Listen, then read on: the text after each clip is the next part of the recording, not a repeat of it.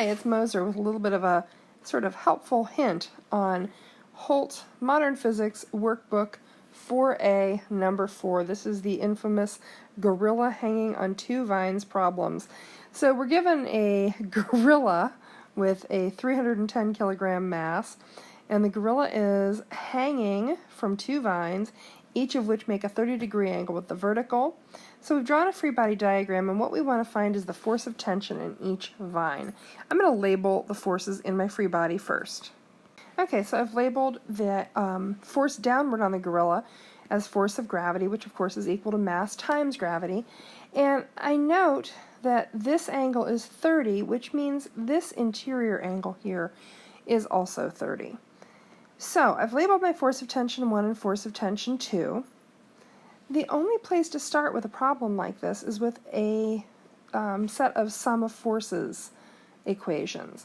So we're going to start off by adding up. I'm actually going to start on the x-axis. I'm going to do sum of forces on the x, and we don't necessarily always have to do this, but it's a useful exercise and you will need it in other problems. So of course the first thing I ask myself is the gorilla moving right or left? And if it's not, then the sum of forces on the x-axis is equal to 0. Well, it just so happens that the sum of forces on the x-axis is also equal to the x components of those forces of tension. So I'm going to go ahead and just label force of tension 1 to make the drawing a little easier to understand. So I've gone ahead and shown that for that force of tension, with of course my angle theta right there, I have a force of tension on the x, which is opposite the 30-degree angle, and a force of tension on the y, which is adjacent to the 30-degree angle. Well, that gives me something real convenient in terms of trig. So I know, just to go ahead and walk through the process, that my sum of forces on the x is going to be equal to all the forces to the right minus all the forces to the left. And I know that the only force that exists to the right is the force of tension on the x, 2, and the only force existing on the left is my force of tension on the x, 1. Because in my diagram, I know that my force of tension is actually, or my force of tension on the x is actually equal to force of tension sine theta, and that's force of tension 2, sine theta 2 minus force of tension 1 sine theta 1. Okay, and that's all equal to 0 because that didn't change.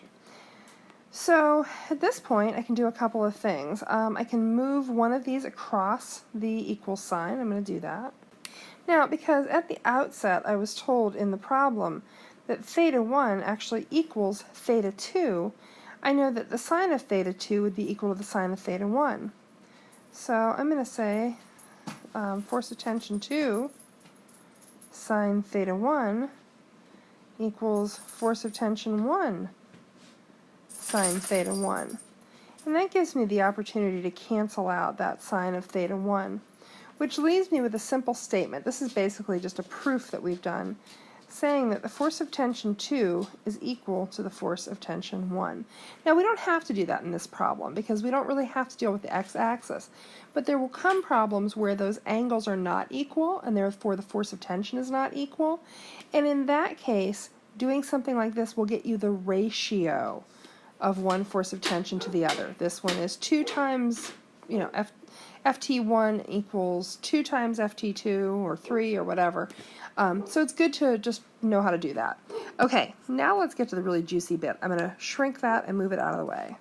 So looking at my force of tension, or sum of forces on the y-axis, as usual, I know that this is all the forces up minus all the forces down. And the only force down we have is the force of gravity, or mg, but we have two forces upward. We've got the force of tension y1, and we've got a force of tension y2. There's really no good way to draw that. We also know, because of the fact that we're told the gorilla is just hanging there, it's not moving up or down, that the sum of forces on the y-axis is equal to 0. So it's equal to 0, and that is equal to force of tension y1 plus force of tension y2, those are your upward forces, minus the force of gravity, or mg. Okay, well, with that, let's go ahead and put our trig functions in for our force of tensions on the y. So I've done that substitution. Now, because of what we proved up here when we were dealing with our x-axis, we can do a substitution. And we can say that f of t2 is equal to f of t1. And that gets us down to a number of variables we can handle. Now we also know that the angles theta 1 and theta 2 are equal, so we can go ahead and substitute that cosine theta 2, we can put in cosine theta 1. Alright, well at this point things are looking pretty good. I can take one of these and move them across the equal sign. Alright, so I have ft1 cosine theta 1 plus ft1 cosine theta 1 equals F sub g, or force of gravity. Now, if I gave you something that said x plus x, and I asked you to express that in some way that didn't involve addition, I think you'd be pretty quick to say, well, sure, that's equal to 2x.